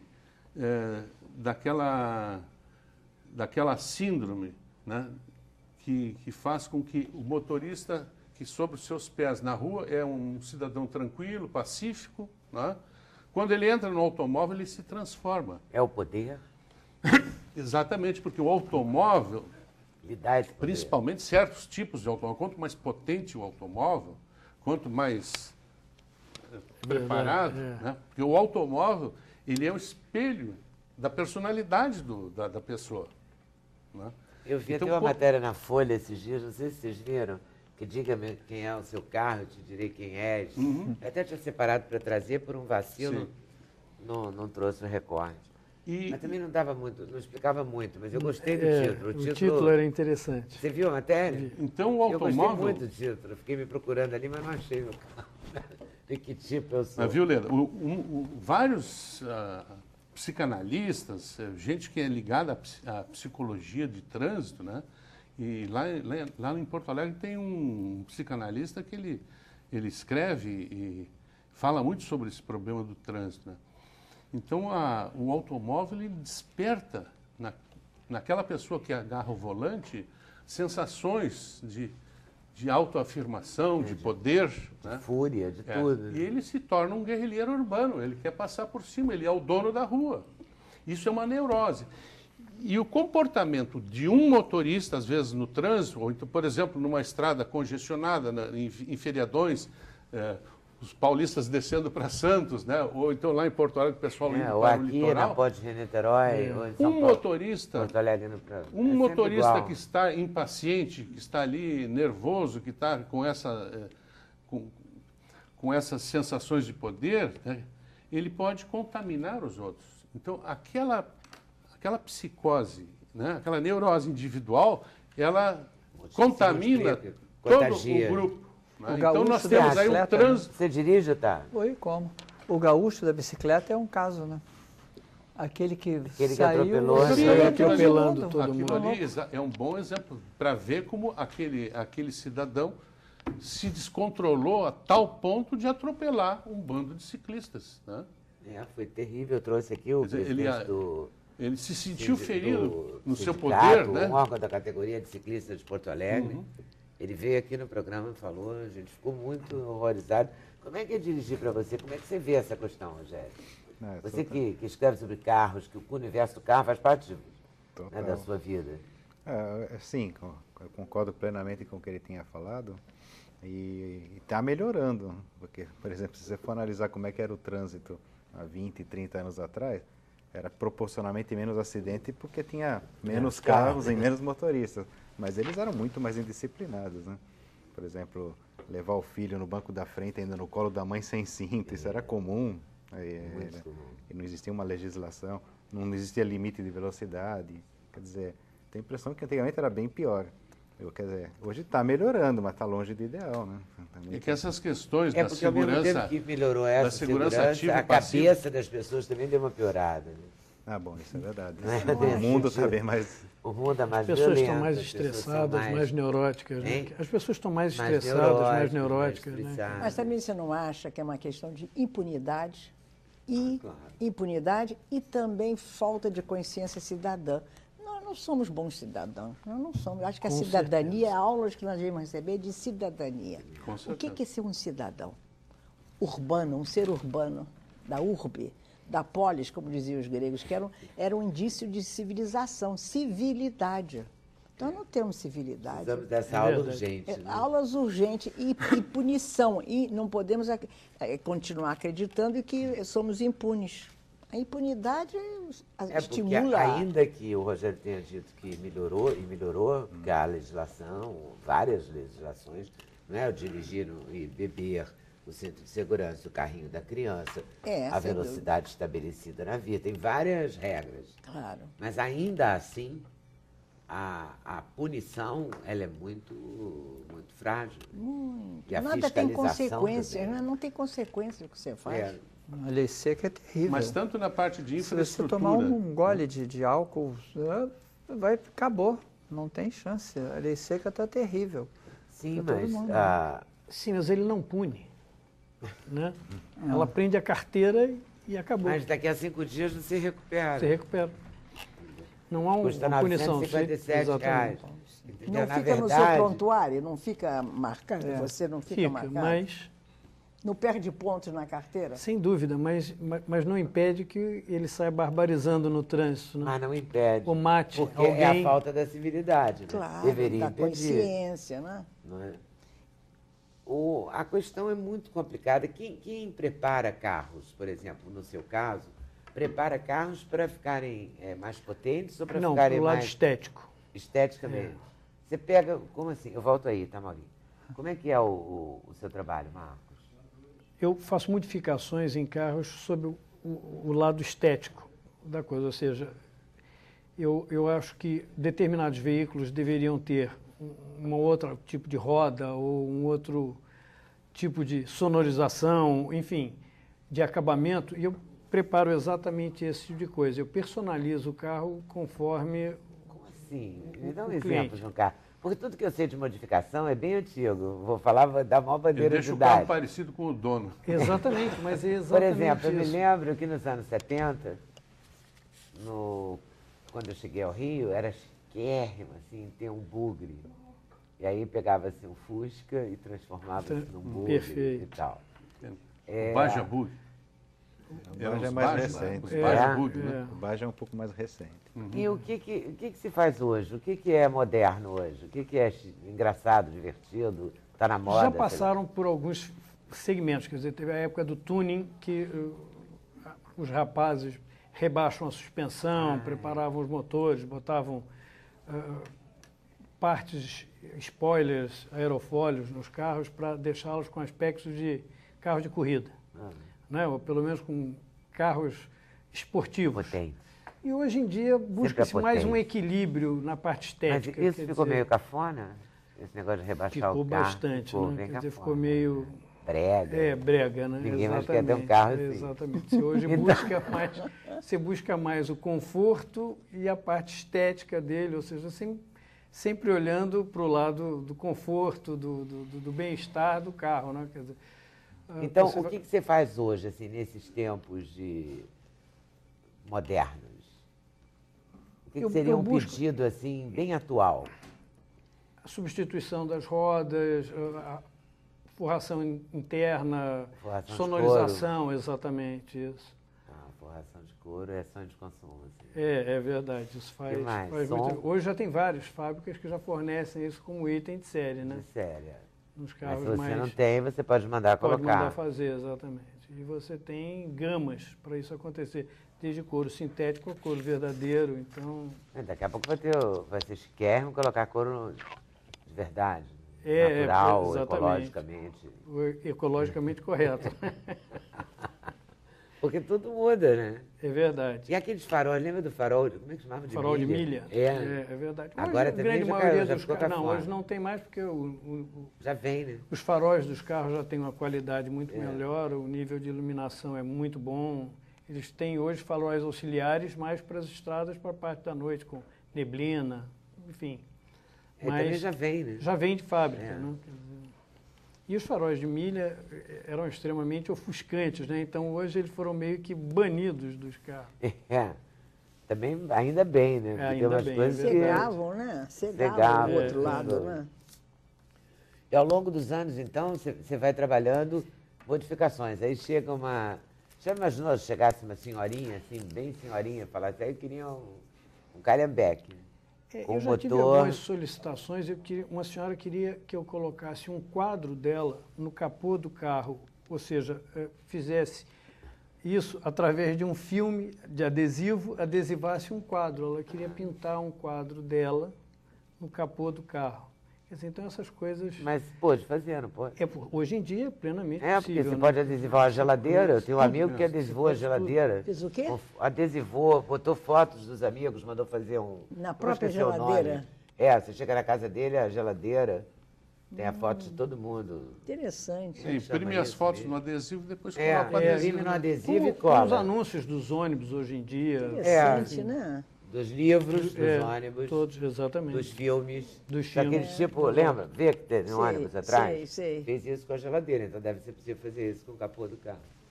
É Não vou verdade. nem discutir se fica bom ou não.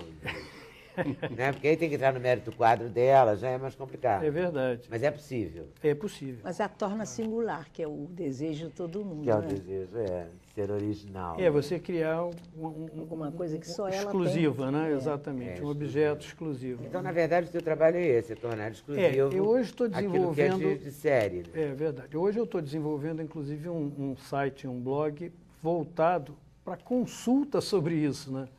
Exatamente, dando todas as oportunidades de você questionar sobre o que seria bom para o seu carro, aonde consertá-lo, enfim, você fornecer todas as informações ao motorista, já que as pessoas são loucas por carro, né?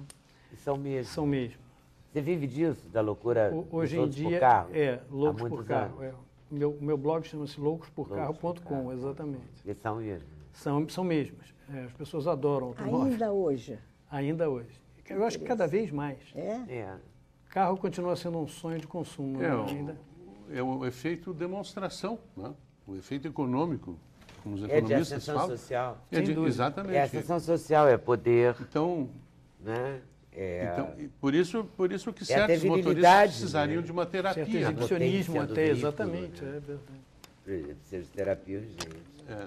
Mas o carro é um meio de transporte eficaz, ele te leva para os lugares, pode ser muito confortável. né? Sobretudo quando o transporte Sobretudo- público é tão precário como o nosso.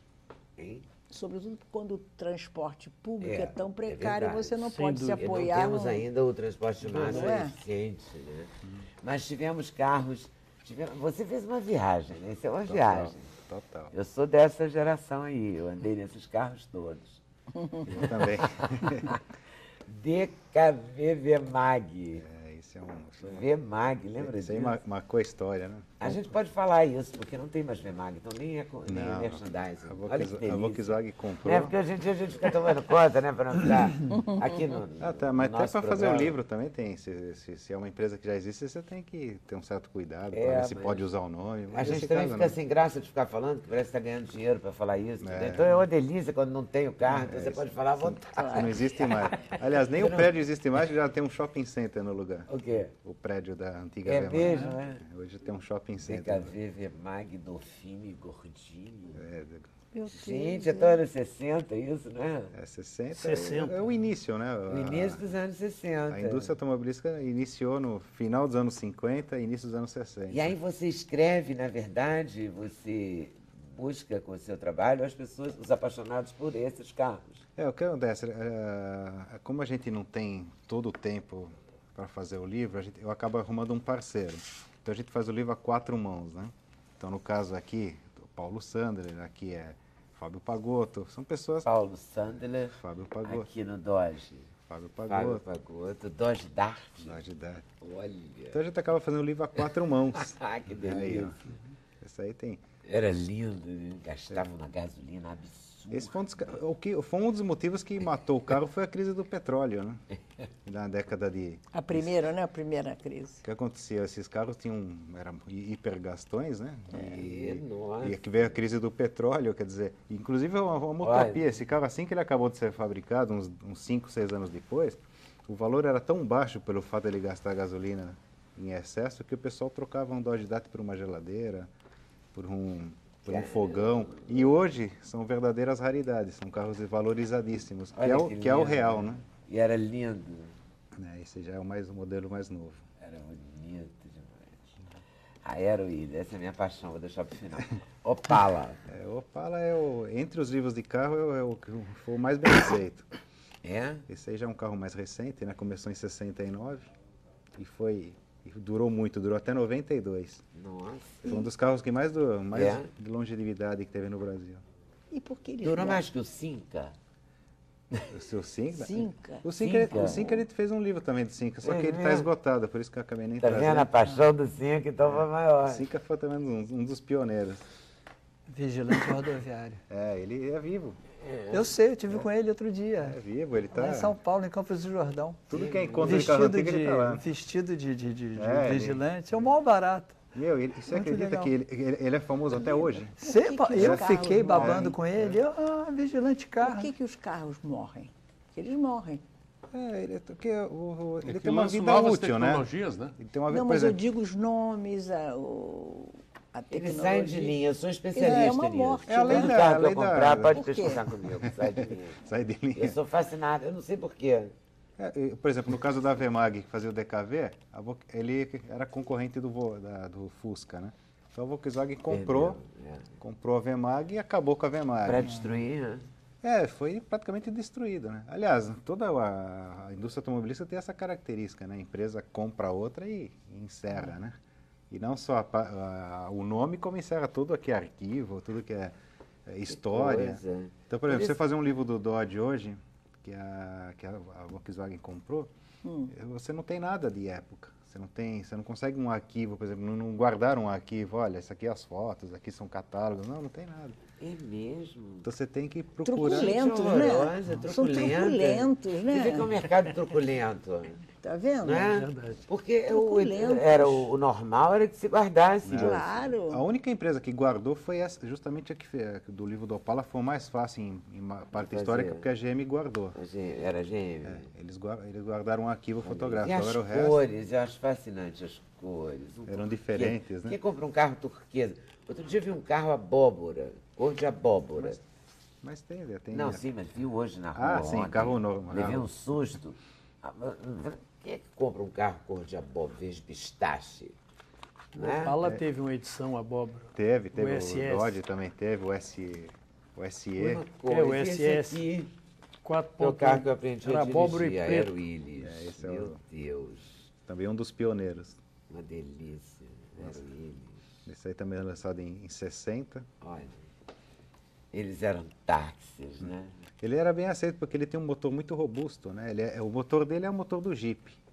E o que acontece? Olha que Era um motor tão robusto Olha aí. que aguentava o tranco, né? Esse é o 62. 62. O friso reto, né? Friso reto era 62. Né?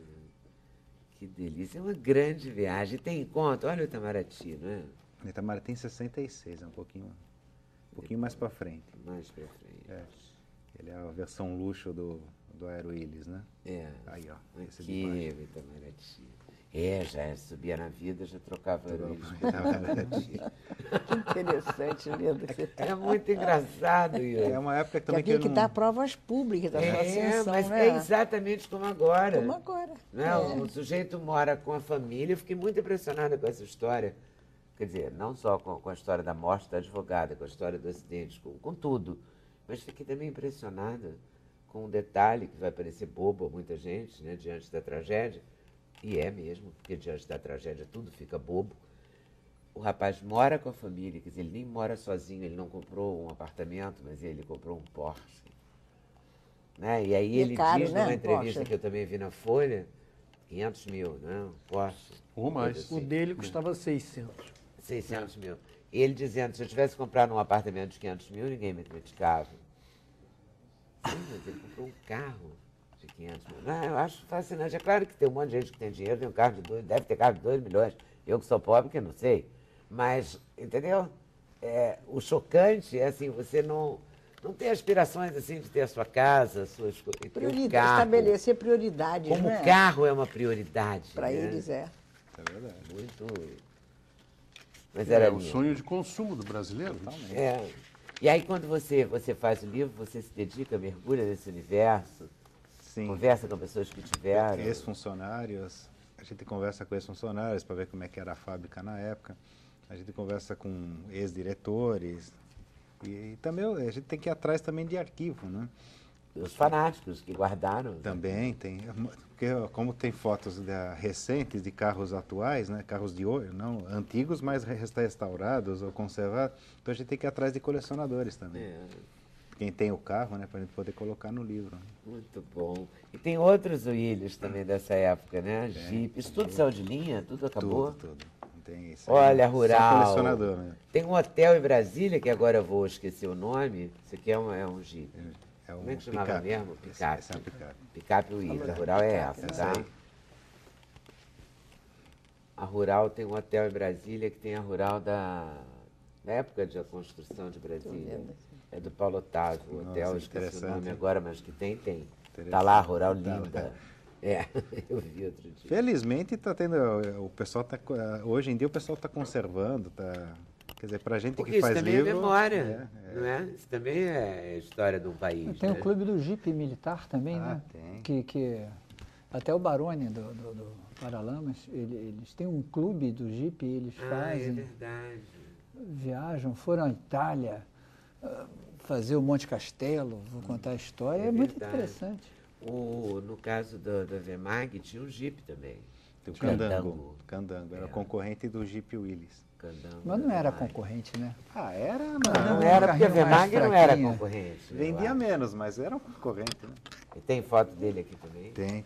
Você apostava corrida, eu me lembro agora, com Gordines e O Dolphins, pessoal não é isso? tinha equipe oficial Vemag, tinha equipe oficial Cinca, tinha equipe oficial da Willis. Gente, a gente está falando de quê? De 40 anos? De 60, né? Cruz. 40 anos atrás? Da década de 60. 60, então 40 e poucos 50 anos. 50 anos atrás. 50 anos. Mas é pouco para a gente não ter nada, ter tudo sido destruído, não é? Mas é um espelho do A gente não Brasil, está falando né? dos gregos. mas 50 É um anos. espelho nosso. Hein? Reflete quem nós, Não é? o nosso comportamento em relação à memória. E cuidamos, né? Infelizmente, a gente tem que... É muito difícil você Por encontrar isso que eu coisas de achei época. interessantíssimo quando eu vi Somos você nós na- as no traças. teatro. Nós somos as traças. E é com essa frase que eu encerro esse bloco, que é perfeito. Intervalo, voltamos já já, falando com o nosso Otávio Garcia, com Vila Lobos in Jazz. Sem censura no programa da TV Brasil.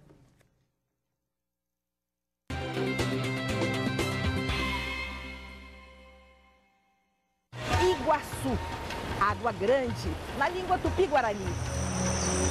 Seja por baixo, junto às grandes quedas, ou pelo alto, deixando a vista cair junto com os saltos, de qualquer margem que se contemple, é impossível apreender de um só golpe as cataratas em toda a sua grandeza. As Cataratas do Iguaçu no Expedições. Nesta terça, 7h30 da noite, na TV Brasil. Apoio Combustíveis Petrobras, o sonho de consumo de todo o carro. Comunicação vem do latim comunicare, que significa conviver.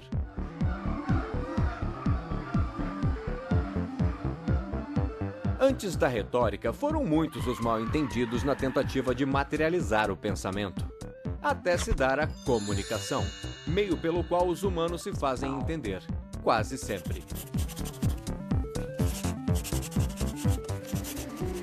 Os meios de comunicação evoluíram. Aparelhos permitiram a comunicação à distância, até a comunicação de massa.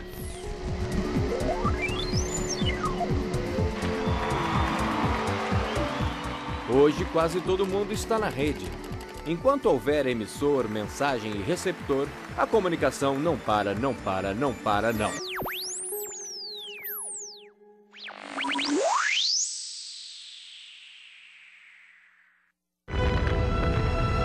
Uma explosão cósmica que originou o sistema solar.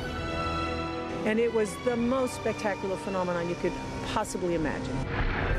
Em busca de respostas, uma longa viagem até Saturno. A descoberta de como tudo começou.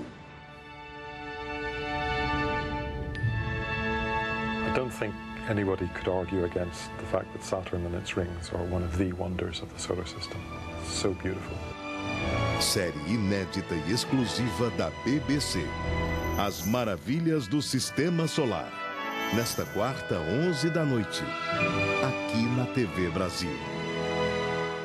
8ª edição do concurso de roteiros de documentários Hooker Vieira. Inscrições de 1º de julho até 15 de agosto. Confira o edital no site da Fundação Joaquim Nabuco. Prêmios de R$80 mil cada para realizar 2 curtas. Mais informações ligue 81-3073-6729 ou escreva para multimídia@fundage.gov.br. Realização Fundação Joaquim Nabuco. Ministério da Educação.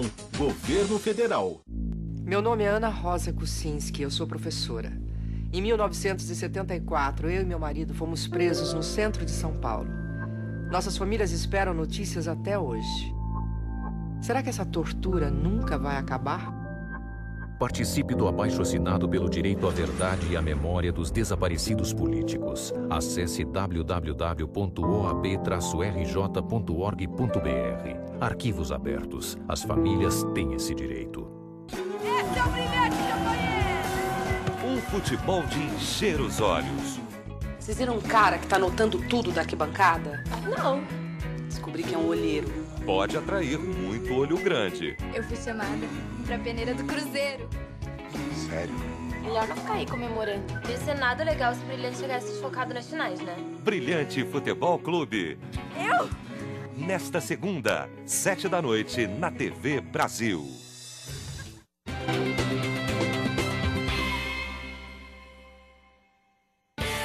O endereço endereço eletrônico do Sem Censura é www.tvbrasil.org.br/sem censura.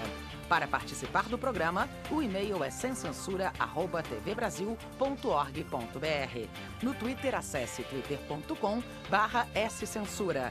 Telefone 0 operadora 21 2283 3000. Fax 0 operadora 21 2232 3271.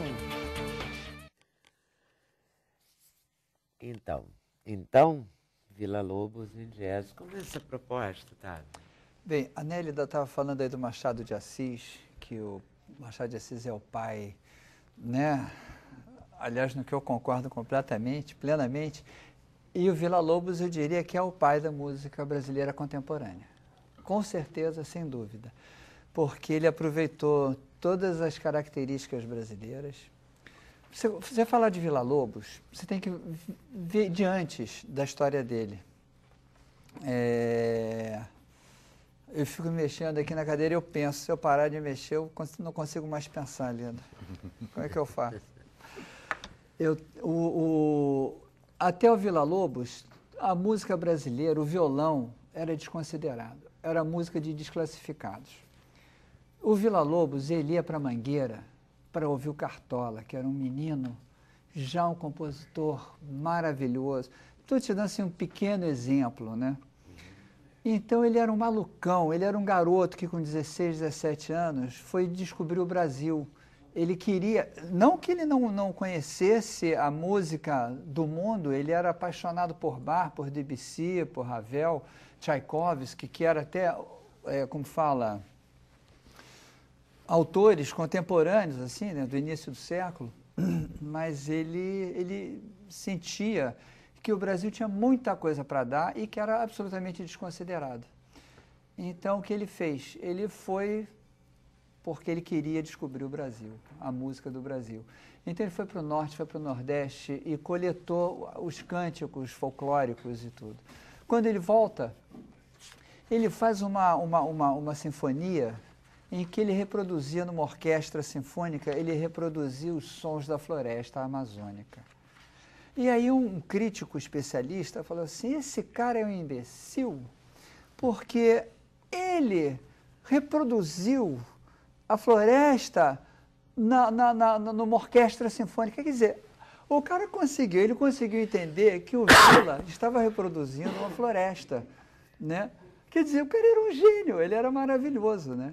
E só foi ser entendido e consagrado e elogiado, enfim, considerado no exterior, depois que ele foi para o exterior. E todos os grandes intérpretes, né, Rubinstein, o Segovia e outros tantos que me fogem sempre, porque eu não estou mexendo com a cadeira, reverenciam o Vila Lobos. Reverenciavam enormemente o Vila Lobos. Né? Pediam a Vila para que fizesse peças para eles, e Vila as fez. E as tornou famosas no mundo inteiro, e Vila se tornou um grande músico, compositor. E o cara era muito malandro, porque ele utilizava as influências únicas dele, que eram o folclore brasileiro, que por sua vez também são decorrência de folclores dos países que nos colonizaram, claro, mas aqui criaram sua cor e a sua estrutura. Bem, e o Vila Lobos em jazz roubou a ideia do Vila, assim como o Vila roubou a ideia do folclore. A gente pegou as músicas, os cânticos, o folclore que o influenciou quer dizer, o mesmo conteúdo de forma diferente. Diferente, atualizado. Atualizado. Nós somos filhos também do Tom Jobim, que por sua vez era um filho de Vila, que era apaixonado pelo Vila, né? E o Vila também era apaixonado pelo Tom, não sei se você sabe. Ele dizia que tinha ele... Ai, meu Deus, agora, se me deixar mexer na cadeira, eu me lembro. Por mim, você pode mexer à vontade. Não, eram dois grandes compositores brasileiros. Não é Nepomuceno? Só não cai da cadeira. Não, Nepomuceno foi anterior. Não. Bom, enfim, então eu dizia que tinha esse tal, acho que talvez fosse Camargo Guarnieri, mas não tenho certeza. Vamos ver o trenzinho caipira para ver se te inspira. A gente tem um trechinho, não tem? Do trenzinho? Bota a Baquiana. Retirada do DVD Baquiana Vila Lobos em Jazz. A quinta, né? A quinta?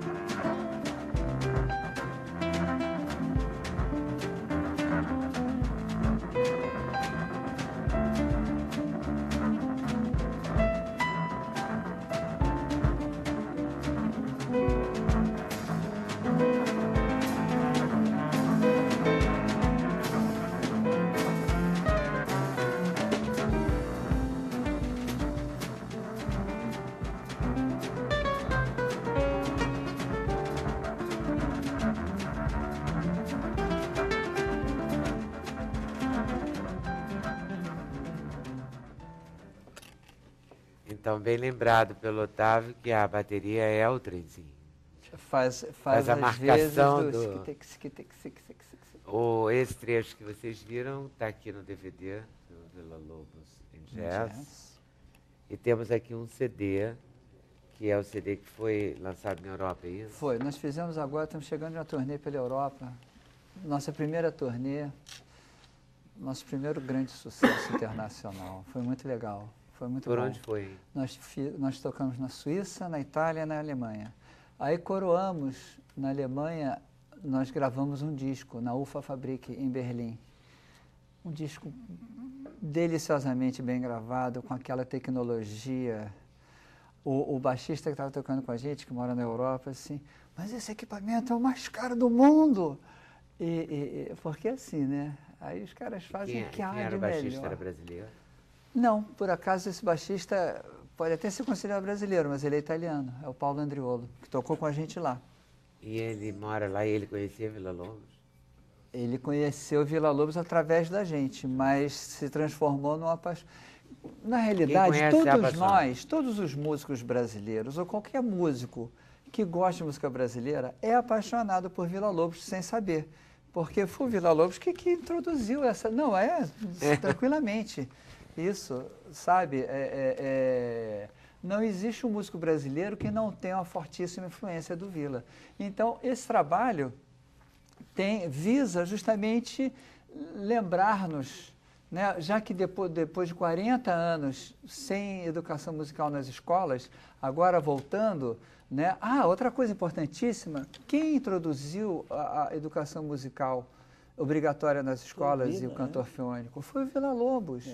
E ao invés dele ensinar Mendelssohn, ou Bach, que são importantíssimos, que é a praxe acadêmica da iniciação musical, ele colocou o folclore brasileiro, o sapo cururu. O irapuru. O irapuru, sim, mas na escola eu não me lembro. Desse eu não me lembro, mas... Sou mais velha que você, por isso que eu lembro. Olha, nem tanto, nem tanto. Eu sou da época do DKV também. Foi minha professora, Dona Lucila, cantor fiônico, ela foi minha professora, a primeira senhora Villa Lobos. Ela era bonita, né? Não, é ao contrário. Mas é uma mulher de talento e muito exigente. Me classificou, sabe, como me jogou no limbo. Achou que eu não era nem em primeira voz, nem em segunda. Eu não sei o que aconteceu. Ela me jogou no limbo. Eu disse, tá bom. Eu conheci e entrevistei a dona Arminda. Essa foi o amor da vida dele, amor né? da vida Depois, dele. né? Gostava de pérolas e gostava de camélias, dona Arminda. Me lembro muito dela. Você tem razão, porque ele deve ter amado Ele amou muito a Lucila. Ele deve ter amado todas muito, né? Uma pessoa com talento musical. Aliás, acho que Vila Lobos amou muito. Né? Amou-as claro. todas. Né? Amou-as todas intensamente. Tá bem assim, né? Melhor como assim. Convém. Né? Como convém. Mas ela foi minha professora de coral, canto coral. No Colégio Santo Amaro, beneditinas alemãs. Mas não era bonita, não, ao contrário. É pequeno, né? Olha aí. Esse é outro problema que tem que ser resgatado na educação, porque a música também trabalha o hemisfério direito. Claro, muito. Perfeito. A música, a poesia, a dança, né? O desenho, as a pintura. artes em geral, então, né? Até, inclusive o esporte. Então... Vamos fazer essa campanha, vamos abraçar a campanha do hemisfério direito. A propósito que está me falando da ausência da contextualização, quem apoiou o Vilas nessa proposta extraordinária, né, de dar cursos de música, teoria e música nas escolas, foi Getúlio Vargas no período da ditadura. Ele foi, se você começar a pensar, se o Vila tivesse dado as costas, não teríamos tido essa experiência tão positiva, fundamental. Incrível, como de repente até um ditador ou uma ditadura, não é? Um gênio tem que recorrer. O Getúlio Vargas, ele queria dar ao Brasil aos brasileiros, isso é fato. Né? E ele iniciou a República Nova. Era um nacionalista. Exatamente. Então, quer dizer, é muito importante embora as tendências do Getúlio não fossem as mesmas do Vila, mesmo porque o Vila não acredito que ele fosse um ser político no sentido da política. Da prática. Na prática, mas ele era um artista muito político. Grande compositor, né? E a gente, então, vai fazer mais um intervalo e vai voltar já. Com mais um trechinho do Vilas, eu acho que vai ser o Mapa dos Afetos, que separaram aqui para mim. Ok? Tá. Então, intervalo, voltamos já. Não, o Mapa dos Afetos é o filme da Nélida. É o documentário da Nélida, mas tinha um outro. É o Samba Lelê.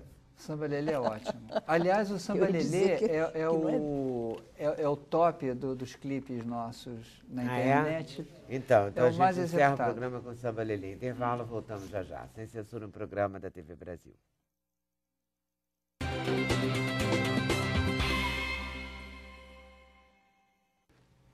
Vamos abrir o último bloco do programa com um trechinho do trailer do documentário. A Nélida já até falou aqui sobre ele, que é o Mapa dos Afetos que o Júlio Leles fez sobre você. Ah, que bom.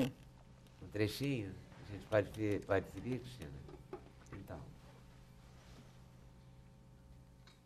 Então... A memória começa onde se nasceu.